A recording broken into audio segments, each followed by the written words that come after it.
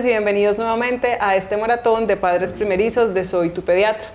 Antes de comenzar quisiera pedirles disculpas por estos pequeños minutos que nos demoramos. Tuvimos un pequeño inconveniente técnico, pero ya estamos con todos ustedes. Vimos que muchas mamás nos estaban preguntando por qué nos estábamos demorando.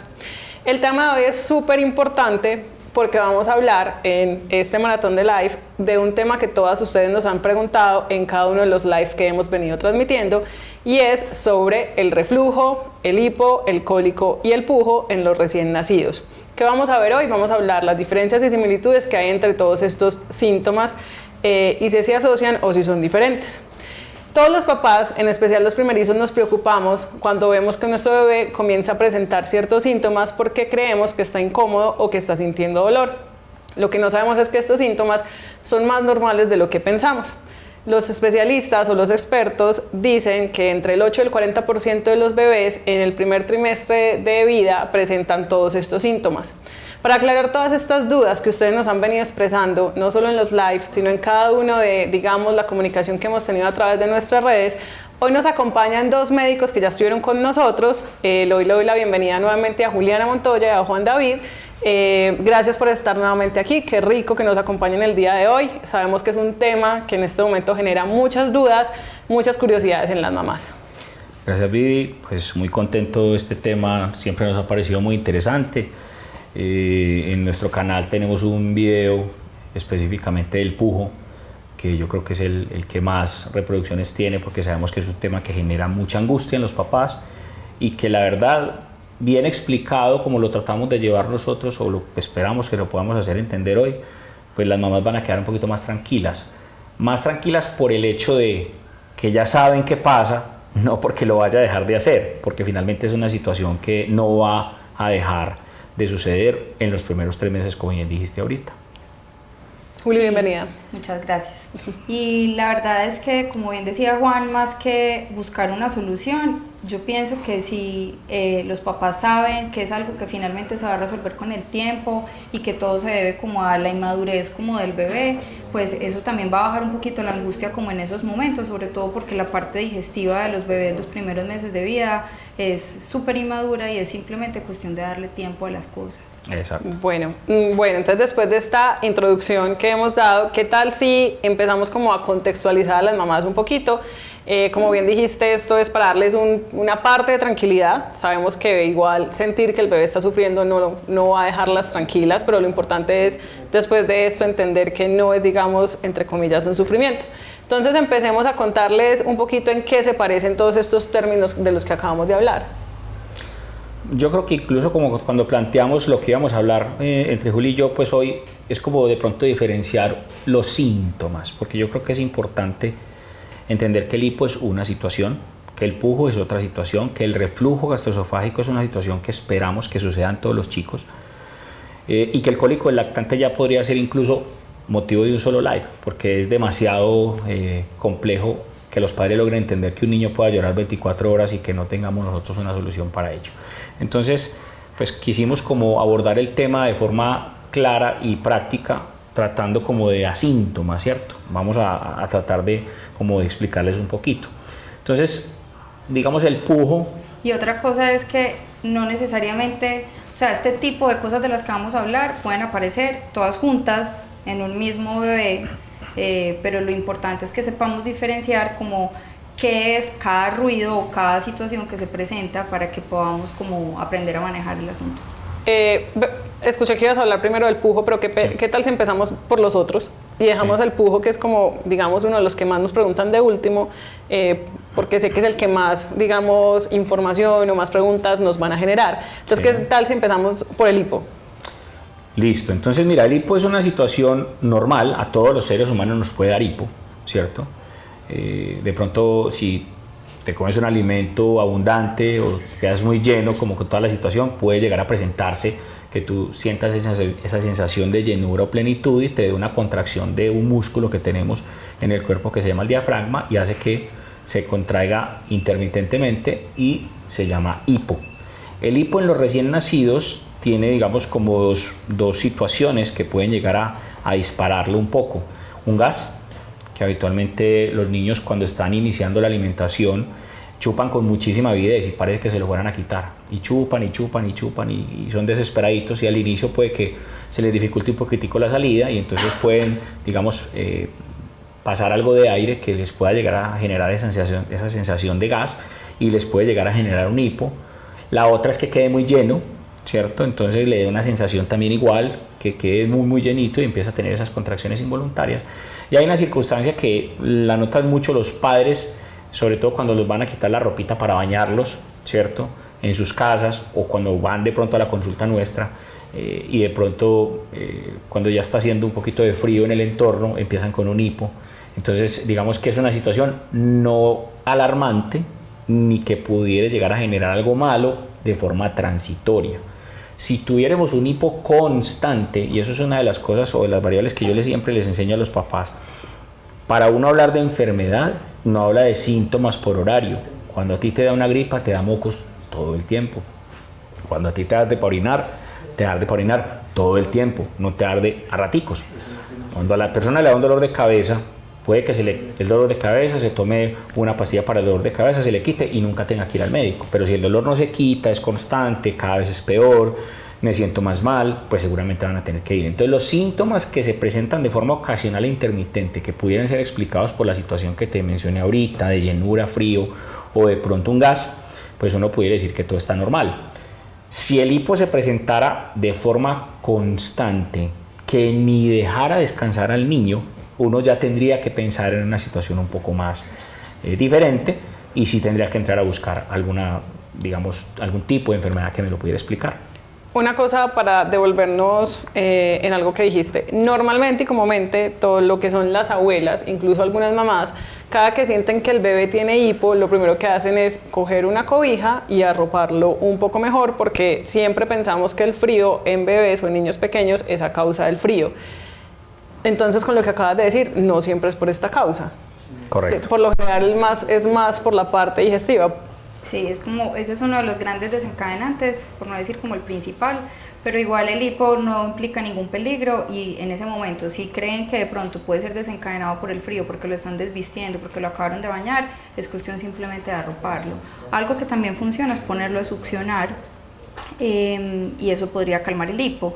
Cosas que ya son como más mitos, como por ejemplo que el algodoncito frío, que en la frente, este tipo como de mitos que pueden ser de tradición oral, eso sí no tendría pues como ninguna solución, porque no tienen evidencia médica de que eso vaya a funcionar. Devolvámonos un poquito a lo que dijiste de ponerlo a succionar. ¿Qué debería hacer exactamente esa acción para que la mamá pues entienda qué es lo que debería hacer en ese caso puntual? Eso es después de que uno ve que, por ejemplo, no es nada desencadenado con el hipo, ni tampoco es que sea ningún gasecito, porque se podría poner pues le podríamos sacar los gases, pero por ejemplo en ese momento se podría poner a succionar el seno. Sí, básicamente succión no quiere decir que le tengo que volver a dar comida todo el tiempo. Simplemente el acto de chupar puede hacer que el músculo se relaje, porque se están utilizando otros y el cuerpo simplemente trata de tener una coordinación. Entonces puede que el niño se pegue 1 minuto, 2 minutos o 3 y que chupe un poquitico más, así sea que esté muy lleno, pero esa sensación produce que cuando nosotros comemos el intestino empieza a moverse, ¿cierto? Entonces si hay un gas por ahí mal puesto, pues pueda llegar como a avanzar un poquito más y quite esa sensación que genera el hipo. Entonces la pegada al seno, como bien lo dijo Juli, es quizás la forma más fácil de parar el hipo en los niños. El abrigarlos muchas veces sirve, pero no es infalible como pegarlo o darle algo a chupar. Perfecto. Bueno, ahora hablemos un poquito sobre el reflujo. Como lo hemos venido abordando en las últimas semanas, el reflujo es normal, como lo dijimos al principio, en el primer trimestre de vida de los bebés, incluso puede llegar casi hasta el año, lo que hemos venido hablando. Y también se debe de pronto un poco porque el sistema digestivo está inmaduro en el bebé. Contémosle un poquito a las mamás otra vez sobre el reflujo, qué similitud tiene con el hipo, en qué momento se presenta, cómo lo puedo, digamos, mitigar de alguna manera. El reflujo, como un término médico, sería como el paso de contenido del estómago hacia el esófago. Eso es lo que significa reflujo. Reflujo gastroesofágico. Ahora, cuando un niño tiene reflujo puede presentar una situación muy común que se llama regurgitar, que es cuando ya ese contenido gástrico alcanza como la parte de la garganta y puede inclusive hasta salir. Eso es muy común los primeros meses de vida y eso se debe a una inmadurez de su sistema digestivo. Aquí voy a utilizar el tablero por primera vez. Es importante, mientras que Juli va a hacer la gráfica, a mí me gusta siempre hacer como la similitud entre lo que vemos en un adulto y en lo que pasa en un niño, ¿cierto? Entonces, en un adulto, la frecuencia cardíaca, cuando el corazón late de 60 a 100 veces. Cuando respira de 12 a 20 veces. En los niños, la respiración puede ir hasta 60. La frecuencia cardíaca puede ir hasta 140 o 160. Los adultos tenemos reflujo normalmente 50 veces al día. En los bebés está aumentado a 70 veces al día, está aumentado el reflujo gastroesofágico. Y esa gráfica que va a hacer Juli es supremamente clara para ustedes poder entender lo que nosotros queremos decirles sobre todos esos primeros meses de la vida. Yo pues no soy como la más hábil dibujando, pero quiero hacer como este dibujito para ubicar un poquito como a los papás sobre dónde es que se origina el reflujo y por qué es que es algo tan molesto. Los niños los primeros meses de vida tienen un sistema digestivo muy inmaduro y el tema es que cuando un niño come, a ver, yo les voy a hacer aquí como cuando todos los seres humanos comemos, la comidita entra por la boca y pasa a este tubo grande que se llama esófago, que lleva la comida hasta el estómago. Para poder pasar del esófago al estómago tiene que pasar como una compuertica, que es como si fuera un cauchito, es una compuertica que es cerradita. En los niños, los primeros meses de vida, esta compuertica se mantiene muy laxa. Esta compuerta se llama esfínter esofágico inferior. Entonces, la comida al pasar del esófago al estómago y pasar por el esfínter esofágico inferior se queda como remansada en el estómago y ya después pasa la otra compuertica que se llama píloro y ya pasa al intestino. Este es como el circuito normal de la comida en todos los seres humanos. En los niños menores de un año, en los niños menores de 6 meses, este esfínter esofágico inferior se mantiene muy laxo. Muy débil, más abiertos, no contiene tanto la comida, porque la palabra laxa de pronto... Y lo que pasa es que la comida se alcanza a devolver y eso es lo que yo ahorita les explicaba, que en algunos momentos puede subir hasta la garganta, causar una regurgitación e inclusive puede llegar a salir. Entonces, esto es importante para que la gente sepa que simplemente es que la comida empieza a devolverse del estómago hacia el esófago y en algunos momentos va a salir. No siempre va a alcanzar a salir. Algunas veces se puede quedar como en la parte superior como de la garganta y va a producir unos sonidos que son parecidos como el de un niño congestionado. El tema es que este tipo de situación es muy postural. Entre más uno mueva al niño o más se cambie de posición, esta comidita se puede devolver. Hay una gráfica que me parece importante que la entiendan después Juli, de mientras eso. borras, una pregunta. Hay muchas mamás, y ya tenemos algunas preguntas al respecto, que piensan que el hecho de que el bebé presente reflujo significa que está quedando mal alimentado. ¿Qué le podemos decir a esas mamás? La cantidad que, digamos, se devuelve en ese reflujo no es la gran cantidad de lo que el bebé acaba de ingerir en su alimentación. O sea, no se debería entender que no quedó o no consumió el alimento necesario de esa... El reflujo es algo que no necesariamente es leche sola, eso es leche con contenido, pues con jugos gástricos. Y ese tipo de reflujos que tiene el bebé no se debe reponer. Les voy a terminar de explicar esta parte para que ya hablemos bien como de ese tema de las posturas y todo. Entonces, el reflujo empieza a aparecer más o menos a la 3ª semana de vida. Es como el momento en el que el niño empieza a ser vomitón. Entonces empieza a aparecer, aquí les voy a poner 3ª semana. Yo pues aquí quedo 12 meses 18 al y final. aquí 18 meses. Entonces el reflujo empieza a aparecer a la 3ª semana de vida, alcanza a llegar a un pico más o menos a los 2 meses. De 2 a 4, sí. Que dura más o menos hasta los 4, empieza a bajar para ya empezar a desaparecer del casi, como el momento en el que uno nota como que hay más disminuciones a los 12 meses y ya se empieza a desaparecer del todo a los 18 meses. Entonces, a la tercera semana de vida empiezan a devolver el contenido gástrico, a devolver la comida que es mezclada con jugos gástricos, entonces eso se ve como si fuera como una leche cortada, y ese tipo de situaciones aparecen casi siempre después de las comidas, cuando los mueven mucho, cuando botan algún gas o cuando los acuestan, porque se queda devolviendo con las posiciones el contenido gástrico. Ese tipo de vómito o de reflujo que salgan, la idea es que no los repongan, porque si vuelven otra vez a alimentarlo, eso lo que va a hacer es que el estómago quede cada vez más lleno, favoreciendo más contenido de comida que se devuelve. Entonces, por eso la idea es que si ustedes creen que ahí les devolvió una onza, no lo sobrealimenten más, porque al sobrealimentar se aumenta la distensión del estómago y se puede empeorar como el número de reflujos. Como les decía Juan hace un momento, todos los seres humanos tenemos reflujo, pero esta edad en la que el reflujo se empieza como a ser mucho más notorio es simplemente por una inmadurez de toda su parte digestiva que se va resolviendo sola en el tiempo. El tema con los síntomas con reflujo, dime. No, dale, seguí. No, los síntomas del reflujo no son solamente la regurgitación, y muchas veces incluso puede ser hasta un contenido de leche fresca, como un vómito fresco de leche fresca. También pueden causar síntomas que son muy molestos, sobre todo por la noche, porque al estar acostados se devuelve como más el contenido gástrico hasta la parte de la garganta, y eso hace que uno note que los niños roncan por la noche. Y en el día ya no roncan, pero es porque en el día no se mantienen tan acostados, sino que ya son en una posición mucho más vertical. Eso hace que el contenido gástrico no se devuelva tanto, por lo menos que no sea como tan perceptible, y por eso es que uno nota que en el día el niño pasa un poquito mejor. Muchas veces piensan que es el frío, que es que los tiene congestionados, que es que les va a dar gripa, y simplemente es el reflujo.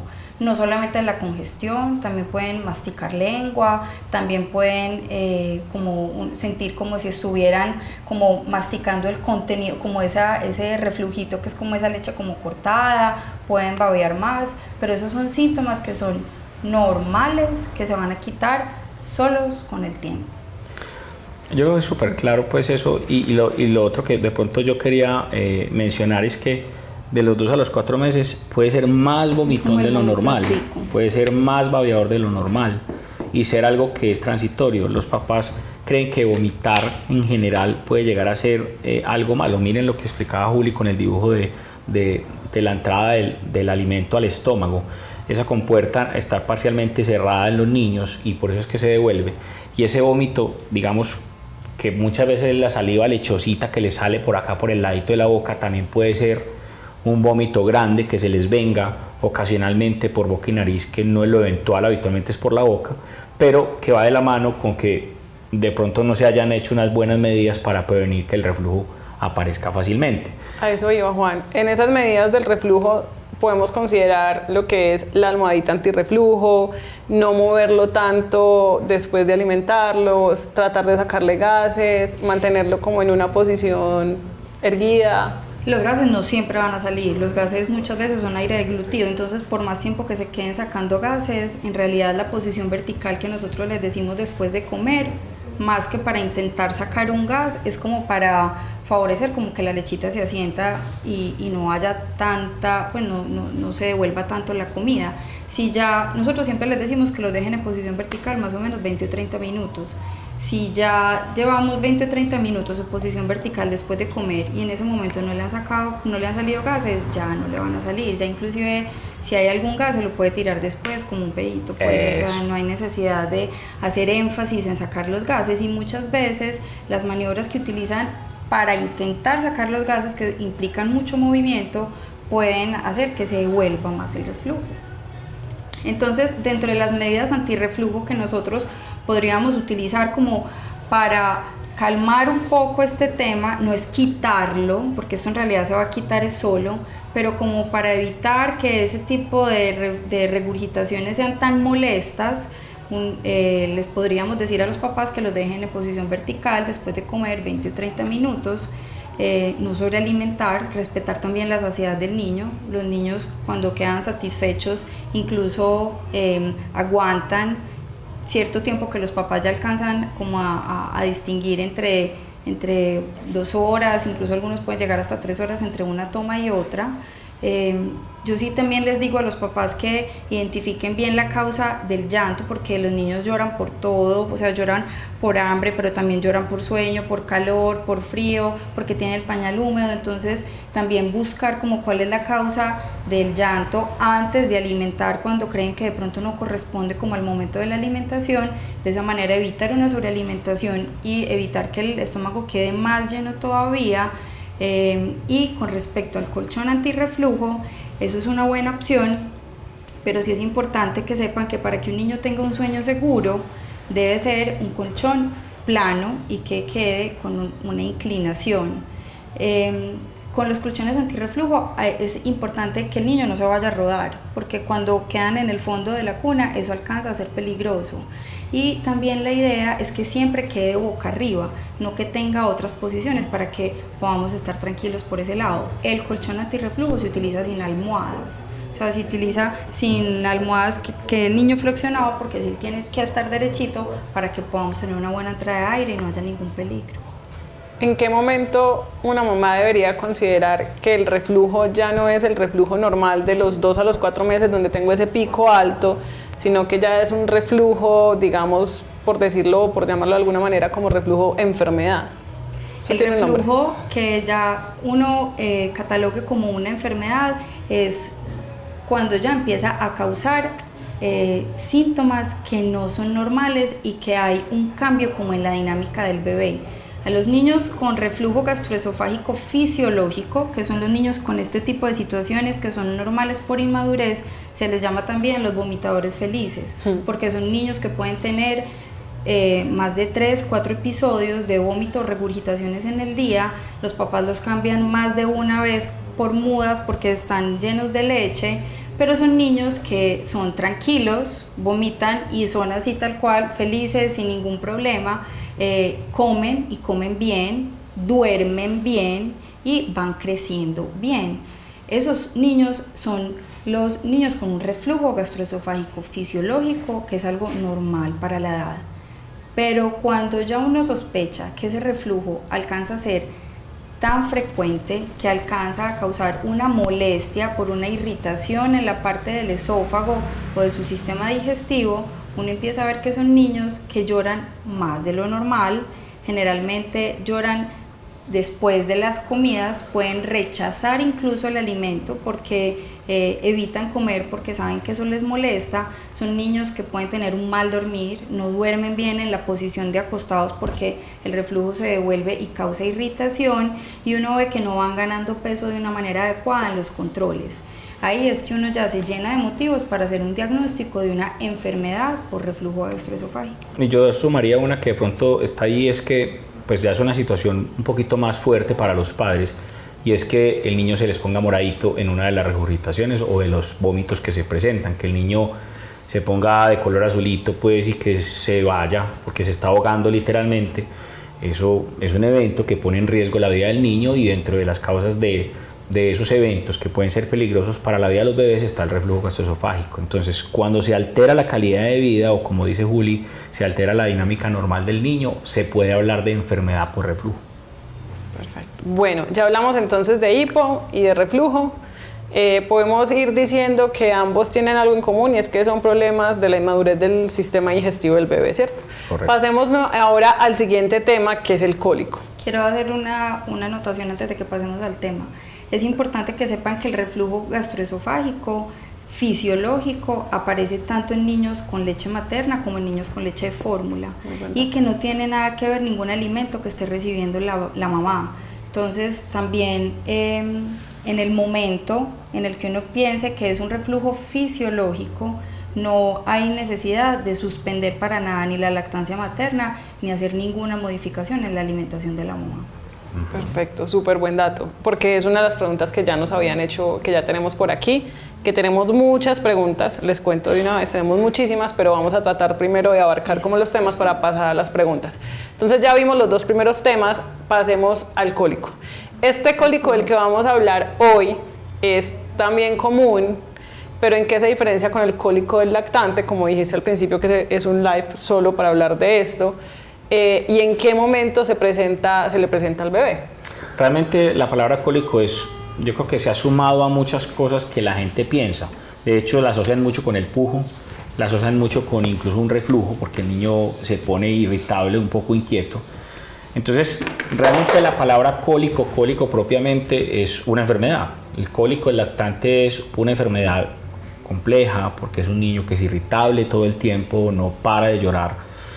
Y realmente todos los exámenes y todo lo que uno le llega a buscar al niño como posible causa de su irritabilidad y su disconfort, porque realmente son niños que están muy inquietos todo el tiempo, no se hallan, todo es normal. Entonces se hacen exámenes para buscar una enfermedad por reflujo, todo es normal, se hacen exámenes para buscar un tema a nivel de la alergia alimentaria, todo es normal, no le está cayendo mal la leche, no le está cayendo mal, no le está generando reflujo. No hay ningún síntoma que explique el por qué el niño tiene el disconfort. Es una enfermedad que realmente para los gastroenterólogos pediatras, que son los que quizás manejan más este tipo de patologías o enfermedades, yo creo que es un palo porque es difícil realmente el abordaje. Generalmente son papás que se angustian muchísimo porque el niño, como les digo, es 24/7 llorando y nunca encuentran sosiego, entonces digamos que puede llegar a generar esa situación.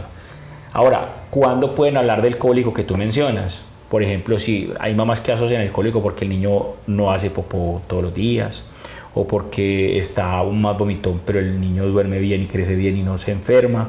Entonces, son situaciones en las que uno ve que el niño tiene un disconfort, pero que no tiene una explicación muy clara y que no tiene un patrón característico. Me explico. El niño un día la pasa súper bien, otro día la pasa súper bien y un día lloró. Entonces, tiene coliquito. Y resulta que es que o puede tener un gas mal puesto o que, pues, que esté en el proceso de salir, entonces le esté generando como esa sensación de malestar, pero realmente es algo muy inespecífico que ni siquiera nosotros lo catalogamos como enfermedad. Lo que pasa es que uno asume que el origen como del llanto es a nivel gastrointestinal porque uno no ve nada diferente, o sea, la examinación uno no ve que haya nada a nivel pulmonar, ni nada como en la boca, ni en los oídos, entonces como no sabemos de dónde es, uno asume que puede ser algo gastrointestinal, sin necesidad de que sea ese, pues como el origen del llanto. Ahorita hablabas un poquito no me acuerdo quién de los dos mencionó el tema de la alergia a la leche. ¿En qué momento, y esto creo que nos va a dar también un poquito paso al pujo, que es como el último tema que íbamos a abordar, es en qué momento uno podría llegar a considerar que el problema no es tan del reflujo o no es un cólico normal o no es un hipo normal, sino que hay un problema que viene asociado a que el bebé es alérgico a la leche o a la proteína de la leche? Pero yo creo que para eso hablemos del pujo primero. No, pero digamos que la pregunta puntual te la respondo puntual, porque finalmente la alergia alimentaria puede manifestar muchas cosas. Por ejemplo, vómito, puede ser un reflujo, pero puede ser una alergia. Irritabilidad, puede ser un reflujo, pero puede ser una alergia. Lo que va a presentar la alergia, que no va a presentar el reflujo, pudiera llegar a ser brotes en la piel, fuertes, que son, digamos, más de lo que uno espera, que habitualmente que les pueda dar brotecitos en la cara, sencillos, pero no un brote muy fuerte, que es un brote más generalizado. Les puede dar sangrado en el popis, o sea, el popó tiene que tener moco, sangre, que también nos puede llegar el sangrado, quizás es lo que más nos puede orientar. Y de pronto que como el popó de las alergias es muy ácido, puede llegar a generar que alrededor del anito lo tenga supremamente irritado o quemado. Entonces puede dar una inflamación a ese nivel y generar cambios. Eso hay que diferenciarlo muy bien porque muchas veces esas lesiones que también pueden generar algo de fisuritas en el ano nos pueden confundir. Entonces realmente el diagnóstico de alergia es un diagnóstico que se debe hacer de manera muy minuciosa, haciendo unos exámenes pertinentes para eso, porque pues como te digo, pueden haber similitudes en las enfermedades que pueden aquejar a los recién nacidos, como son el reflujo y la alergia, como enfermedades pues como tal. Perfecto. Bueno, entonces ahora sí pasemos al tema que dejamos para el final, que es el pujo. ¿Por qué lo dejé para el final? Porque tengo una gran duda y es si finalmente una vez lo expliquen, digamos que el pujo pueda tener todos los síntomas de los que acabamos de hablar, pudiera presentarlos como todos juntos, o si tiene unos síntomas diferentes a los que acabamos de hablar. No, realmente el pujo, pensar que el pujo vaya a dar hipo, que el pujo vaya a dar reflujo, que el pujo vaya a dar cólico, no necesariamente. De hecho, pues eso es un tema que lleva muchísimo tiempo, hay reportes muy viejos sobre este tema que es el famoso pujo. Pues el nombre técnico se llama disquesia, que es como una especie de sensación defecatoria involuntaria que el niño hace que hace que el niño haga un esfuerzo como si tuviera ganas de hacer popó, y los papás se angustian porque el niño hace fuerza, se pone rojito, se incomoda, unos lloran, otros se tiran peditos y finalmente no pasa nada. Entonces el pujo es una condición que se presenta de manera natural en las personas en los primeros 3 meses de vida. Es una sensación que en los niños no es voluntaria. Yo les hago la comparación a los padres siempre en la consulta y les digo: ¿cuántas veces respiras tú en un minuto? Ninguna persona sabe cuántas veces respira en un minuto, pero si yo les pregunto ¿cuántas veces respiras debajo del agua?, me dicen 0 y me lo responden rápidamente. El acto de yo pensar no voy a respirar y me voy a meter a nadar debajo del agua hace que yo piense que es un acto voluntario. Pero cuando yo les pregunto cuántas veces respiran, no saben, porque es un acto involuntario, que no lo puedo medir ni soy consciente de que debo hacerlo. El cuerpo lo hace de manera natural. El pujo es un acto involuntario. ¿Qué quiere decir? Que mi bebé puede estar dormido, como de pronto nos pueden ayudar en el máster mostrando el video que tenemos, que lo estuvimos mostrando en el anuncio sobre este live. Ese chiquitín está dormido, es una niña que está dormida y tiene un sonido muy característico de quejarse, como si algo estuviese molestándolo, y ella está dormida. Estando dormida, el cuerpo le da esa sensación de querer pujar, porque es esa contracción involuntaria del ano que hace como si tuvieras ganas de hacer popó y no hace nada. ¿Sí? Entonces es una situación que la bebé, estando dormida, no puede evitar que pase, porque su cuerpo lo hace de manera intermitente y ocasional. Ahora, si ella tuviera ganas de hacer popis, no lo va a hacer dormida, posiblemente lo va a hacer cuando esté ya despiertica, y ustedes la van a notar más concentradita, haciendo el esfuercito, y van a notar que sale el popito ya mucho más fluido. En estos casos, cuando es involuntario, los niños los pueden despertar, y al despertarse sentirse incómodos o molestos porque fueron despertados y generar que los niños lloren, más no porque esté generando un dolor, ¿cierto? Tú puedes ver al niño sentadito, despierto, haciendo un esfuerzo, como tenemos el otro video que nos muestra Andrea, que me mandó el video sobre Emilia. Emilia está despiertica y de un momento a otro empieza a pujar. En uno de esos pujos puede que se tire un pedito, y no quiere decir que esté haciendo un esfuerzo para tirarse un pedito, sino que puede que se lo tire de manera involuntaria, o no se tire nada, o no haga popó, o incluso algunos pueden hacer popó, pero que el pujo sea el evento que dispare el por qué lo haga. Yo les digo, el pujo es involuntario, no necesariamente cada que tu hijo puje es que hizo popó, pero siempre que va a hacer popó, va a pujar. Y eso es una situación que, si los padres la entienden, pues van a sufrir menos. ¿Qué es lo que pasa? Que siempre sucede por la noche.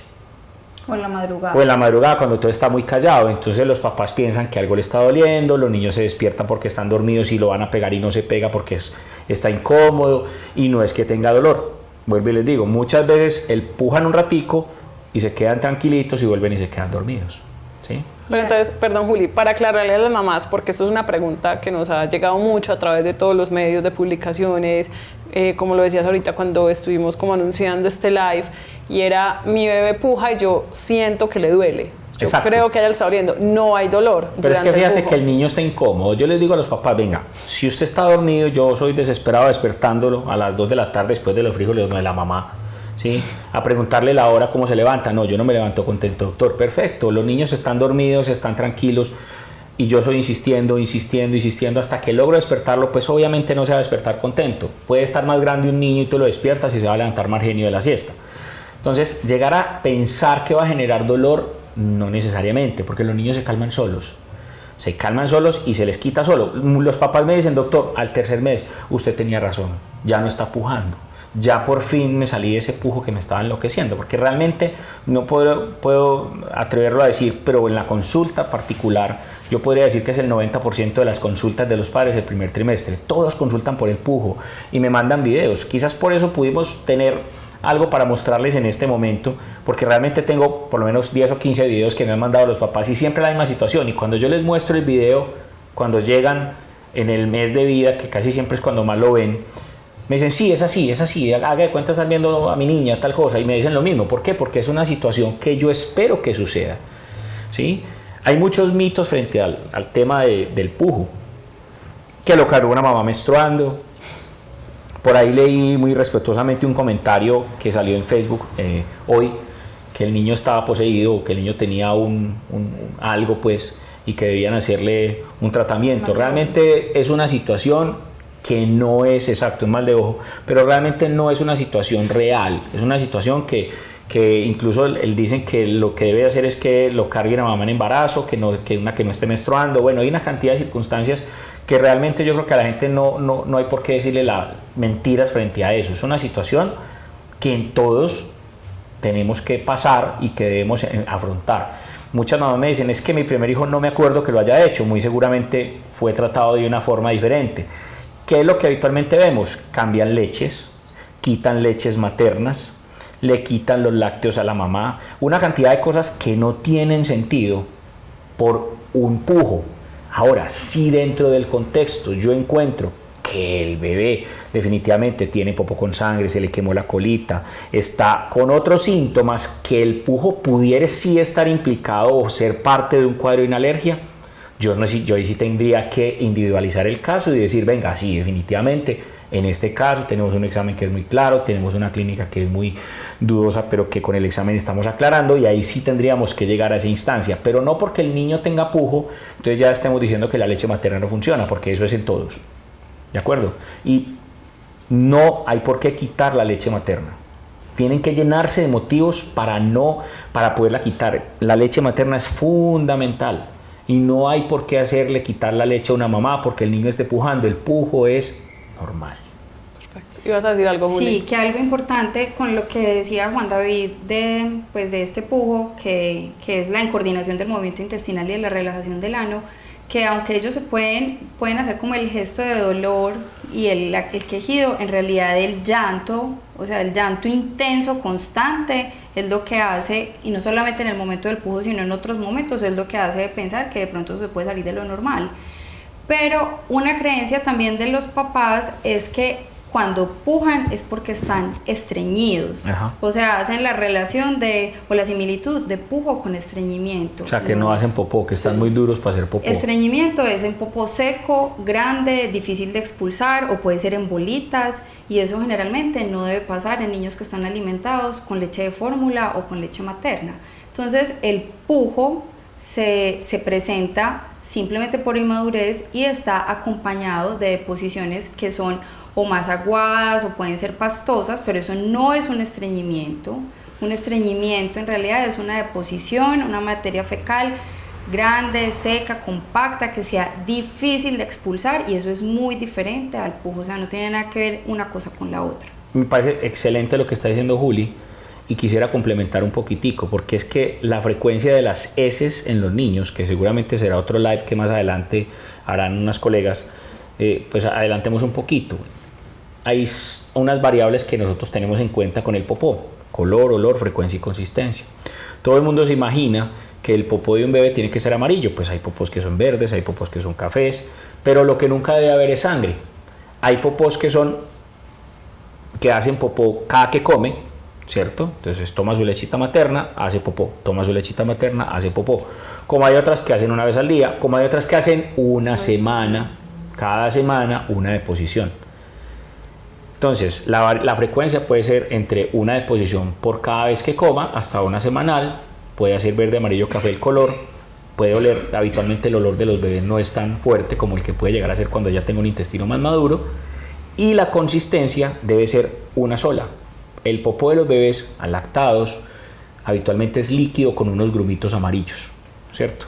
Esa característica es la que siempre sucede. Entonces los papás, como bien lo dijo Juli, creen que está estreñido el bebé y uno les pregunta qué consistencia tiene el popó. No, doctor, líquido, no pasa nada, el popó es normal, pero hace mucho esfuerzo para hacerlo. No, el esfuerzo, el que lo va a hacer es porque las heces son duras o muy secas y sí realmente se les dificulta que salgan. Si un bebé hace popó todos los días y las bolitas son secas y duras, ese bebé tiene una constipación. Si hace cada semana y el líquido, no tiene problema. Perfecto. Bueno, luego de esta explicación, sigo con la misma, como con lo mismo que les dije ahorita, entonces podemos entender un poco que lo que tienen en común, porque ya vimos las diferencias, es que todas dependen del sistema digestivo inmaduro del bebé, ¿cierto? Y que cada uno ocurre, digamos, en el primer trimestre de vida. Siempre están ahí y hay una que es un poquito que se va el reflujo, que puede durar hasta los 18 meses incluso, ¿cierto? Ajá, correcto. Entonces, habiendo entendido como todo esto, habiéndolo hablado, ¿qué tal si pasamos a las preguntas de las mamás? Porque en realidad tenemos muchísimas. Quisiera agradecerles a todas las mamás por estar ahí conectadas, escribirnos, preguntarnos. Ya vamos a empezar a contestar cada una de las preguntas, pero antes les quiero recordar varias cositas. Que nos pueden seguir en cada una de nuestras redes sociales: YouTube, Instagram, Facebook y Twitter, con el usuario @soytupediatra. Asimismo, que nos pueden contactar a través de las dos líneas telefónicas que nos van a aparecer acá abajito, con una diferencia. Hay una que nos está apareciendo para la ciudad de Medellín, es exclusivo para las personas que viven en la ciudad de Medellín, quieren una cita presencial con alguno de nuestros médicos en la IPS de Soy Tu Pediatra. Y el otro, que es el de las asesorías virtuales. Ojo, es importante que tengan en cuenta que a través de ese número solo estamos dando citas para asesorías virtuales con los médicos o pediatras o pues especialistas que han pasado por estos live y nos han venido o nos han estado hablando sobre ciertos temas. Ese teléfono solo sirve para eso y para preguntar por los videos, tips educativos de los que pasamos en todo lo que son las redes sociales y YouTube. Comencemos entonces ahora sí con las preguntas. Alejandra Peña nos dice: mi hija tiene mes y medio y se queja mucho y los gases son dificilísimos de sacar, solo le doy pecho, ¿qué hago? Finalmente, Alejandra, debes entender algo. Juli lo dijo ahorita. Si el gas no sale por arriba, tu bebé debe tirarse muchos peditos frecuentemente. Y cuando tu bebé esté comiendo, vas a sentir que salen peditos frecuentemente. Esos son gasecitos, que finalmente no fue el eructo, que habitualmente lo conocemos como tal, que sale por la boquita y que suena característicamente como ese gas que suena un poquito estruendoso. Si no sale por arriba, pues saldrá por abajo. Entonces, el hecho de que hagas esfuerzo, sobre todo en tu bebé que tiene mes y medio, hay que pensar más fácil que sea el pujo, que le esté incomodando, que no tiene ninguna repercusión y que si se está tirando peitos todo el tiempo y hace popó fácil, no está acumulando gases ni es difícil que le salgan. Diana González nos dice: mi bebé de 3 meses y medio aún sufre de gases, todo el tiempo se mueve como retorciéndose. Además hay momentos donde hace la cara como cuando uno tiene agrieras. Ya he intentado todo, pero no sé si hay una solución más eficiente. Algo importante es que generalmente el pujo, pues, o la disquesia, que es el nombre médico, puede durar hasta el 3er mes, pero en algunos niños se puede prolongar. Hasta el sexto. Hasta el 6º mes. Entonces, aunque uno ve que en casi todos el 3er mes se calma, puede que en algunos momentos el niño pueda hacer como el pujo que la mamá puede estar interpretando en este momento como si fuera un retorcijón.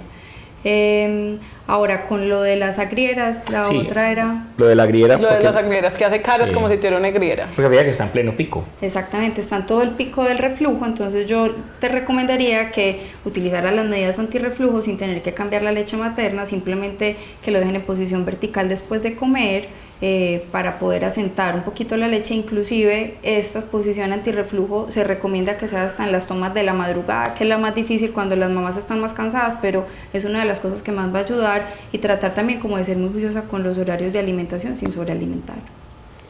Zaida Luz Moreno nos dice: ¿es verdad que por el pujo el bebé se puede herniar? Bueno, frente al tema de la hernia, miren, por donde sale el cordón umbilical, ¿cierto? Siempre el cordón umbilical, digamos, es como una gelatina que recubre unos vasitos que comunican al bebé con la placenta, básicamente. ese huequito que queda en una telita que cubre el músculo, que se llama la fascia muscular, es una tela gruesa. La tela gruesa deja un defecto que es rápidamente cerrado en la gran mayoría de niños. Muchos niños, digamos que los primeros 4 meses tienen algo de herniecita, que es que algo del intestino se salga por ese huequito que queda cuando se cae el ombligo y vuelve y se mete, y después del 4.º mes ya se cierra el ombligo. Hay un porcentaje de chicos que pueden tener esa hernia umbilical hasta los 4 años y no considerarse anormal, ¿sí? Y no necesariamente es porque esté pujando, sino por una situación anatómica que sucede en el cuerpo que hace que quede un huequito después de que se caiga el cordón umbilical. Y como en ese momento está en el momento del pujo, Se hace que atribuye. se vea entonces más. es más notorio, pero Exacto. no quiere decir que sea el pujo el que esté causando eso, sino que las dos cosas van por aparte, pero se están juntando y están empeorando. Pues, o sea, visualmente es Empeora. angustiante. Perfecto. García Díaz Cami nos dice, ¿puedo pedirles que por favor hagan un resumen corto de las 3 cosas? Pues de la diferencia. Creo que es pertinente porque hay muchas mamás que apenas se están conectando, entonces podríamos darle un resumen súper cortico de qué es el hipo, qué es el reflujo, qué es el cólico y qué es el pujo. Entonces el hipo, como decíamos anteriormente, es la contracción del diafragma, que es un musculito que está como separando la parte de la cavidad respiratoria como con la parte del abdomen. Y esa contracción hace que hagan ese sonido. Eso puede ser porque están con algún gas, puede ser porque están muy llenos o puede ser por el frío y no implica ningún peligro en el bebé. La otra cosa de la que estábamos hablando es el reflujo, que el reflujo, como les decía hace un momento, es normal en los bebés, aparece después de la 3ª semana de vida porque se alcanza a devolver la comidita del estómago hacia el esófago y eso hace que algunas veces pueda botar como unas agrieras que son como una leche cortadita, o sea, se llama regurgitaciones, pero son como si fuera una leche cortadita. Incluso en algunos momentos puede ser un vómito más grande con una leche fresca.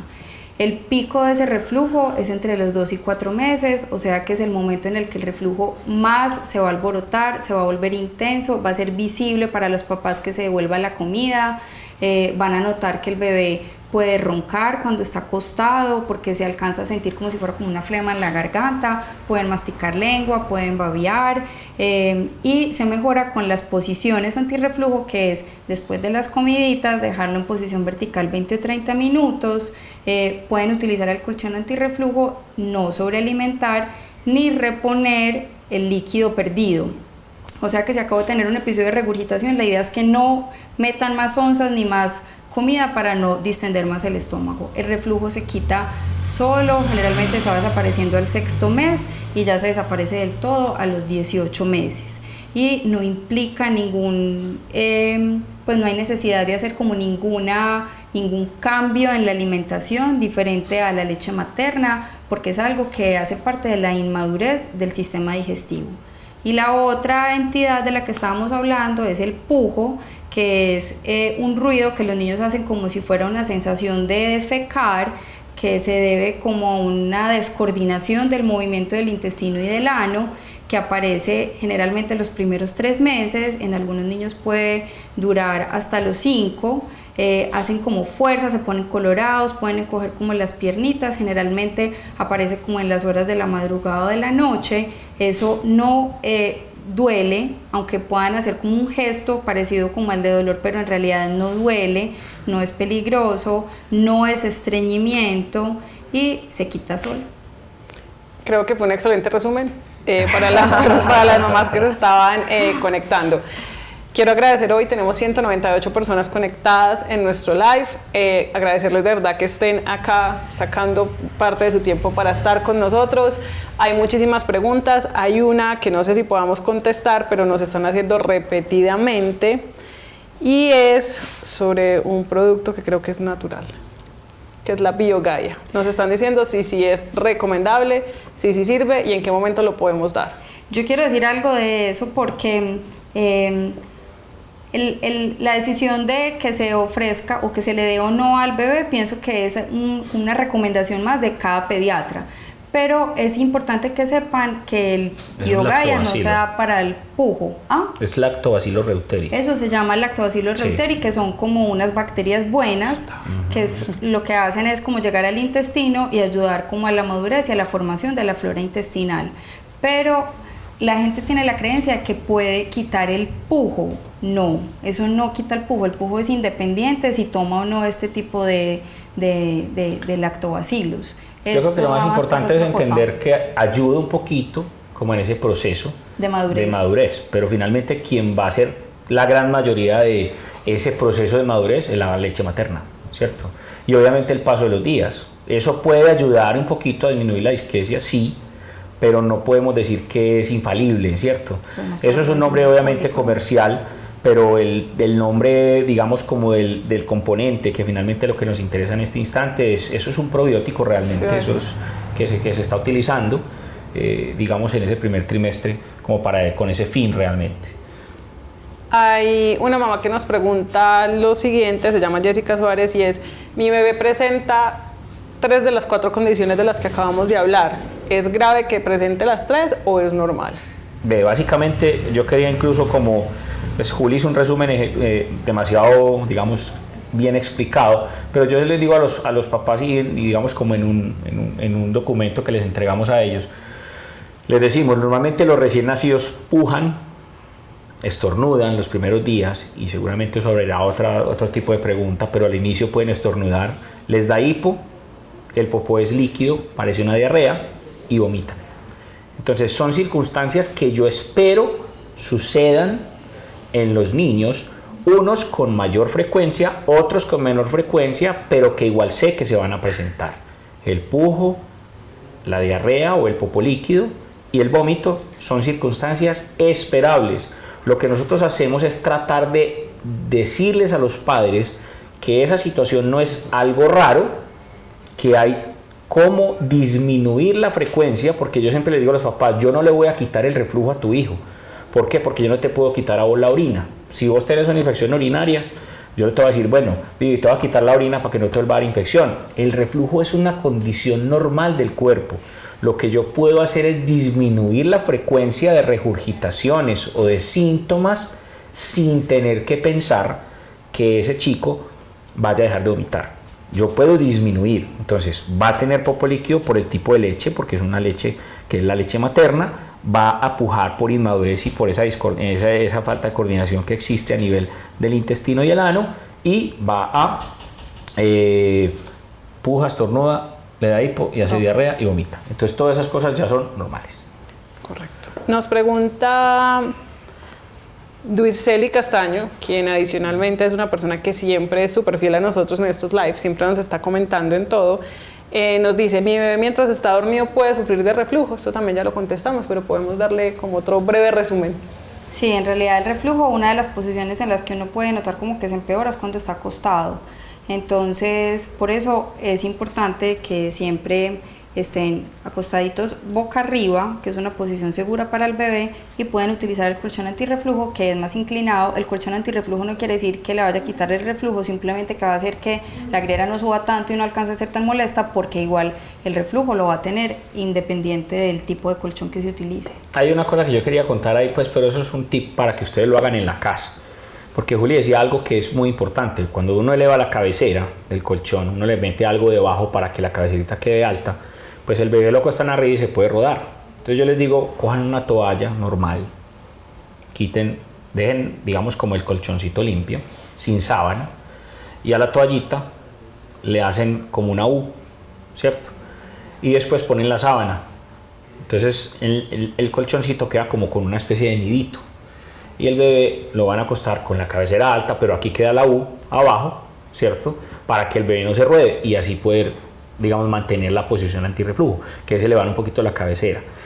Yo no puedo dejar de decir que hay niños y madres que lactan a su niño acostado y que no hacen medidas antirreflujo y que el niño no vomita y no regurgita. El que el niño esté en posición acostado y que lacte acostado y que no haga medida antirreflujo y los bebés estén bien, es una situación que puede pasar, pero yo no puedo condicionar que a todo el mundo le va a pasar lo mismo que a esos niños.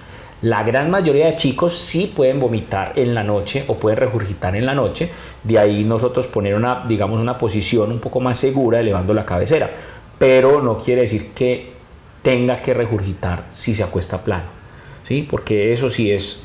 Cada caso es específico. Cada caso es específico, exactamente. Perfecto. Bueno, nos preguntan por acá. ¿En qué momento, nos pregunta Nati Hurtado, en qué momento debo consultar con el pediatra si presenta síntomas de pujo? Yo pienso que más que consultar porque esté pasando algo malo es que el pediatra que esté acompañándolos en el crecimiento del bebé les explique pues como todas estas situaciones. Pero si el bebé come bien, es tranquilo, duerme bien y va ganando peso, lo más probable es que así vomite y así puje, no esté pasando nada malo. Son simplemente situaciones que son normales del bebé. Puntualmente, que no gane peso, que esté irritable 24/7, que no duerma ni de día ni de noche, porque es que muchas mamás dicen, no, es que en el día duerme perfecto, doctor, pero llega la noche y ese pujo no me deja dormir. Uno no se enferma por horario, le decíamos ahorita. Si mi bebé no va a dormir, no duerme ni de día ni de noche, ¿sí? Entonces, cuando un síntoma permanece en el tiempo, que genera disconfort, no gana peso, ¿sí? Yo ya con eso tengo 2 parámetros para decir, consulta. Perfecto.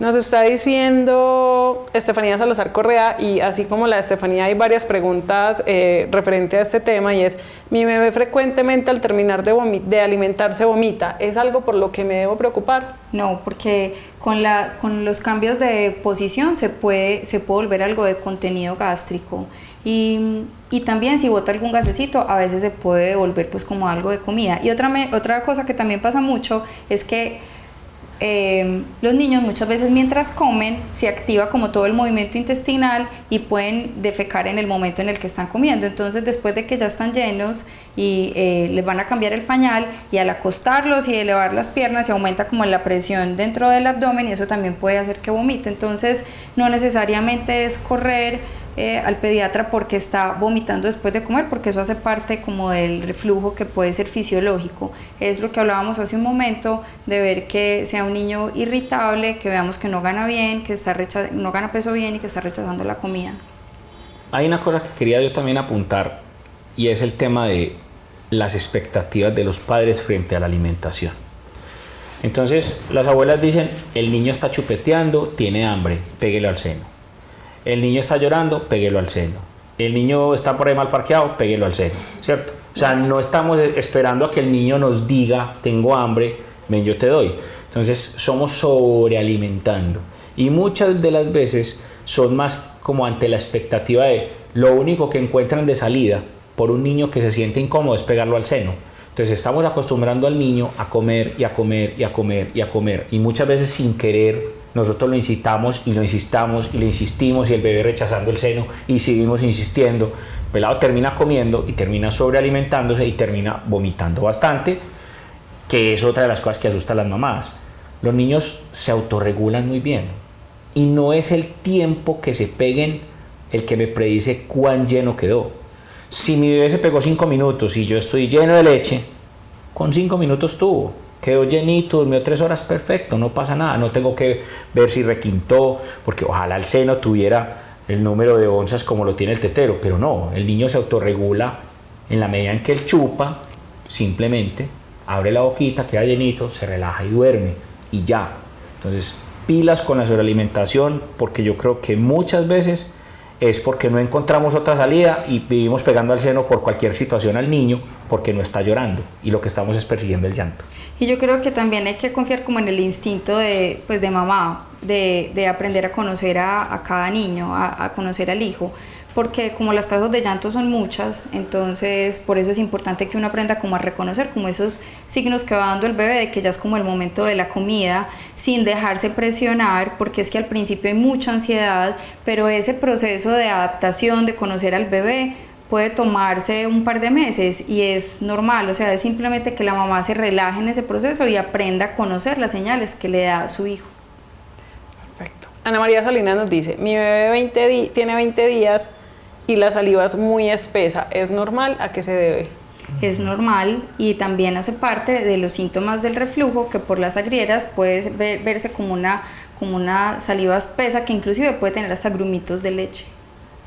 La explica la acidez, ¿no? La acidez, cuando uno regurgita o devuelve la lechita, la acidez que se genera en un tejido en la garganta que no está tan acostumbrado a tener un pH tan bajito, el cuerpo inmediatamente, cuando se está sintiendo como quemadito por ese ácido que se mezcla con la leche, inmediatamente se defiende produciendo un poco más de moco, y eso puede generar una saliva más espesa que hace que el niño pueda sentir que ronque como si estuviera roncando realmente, o esa babeadera que bien les explica Julio que le está sucediendo a la paciente que nos está mencionando. Con eso último que acabas de decir, tenemos otra pregunta, y es: mi bebé no para de roncar y tiene mucha tosecita, ¿qué puedo hacer para disminuirla?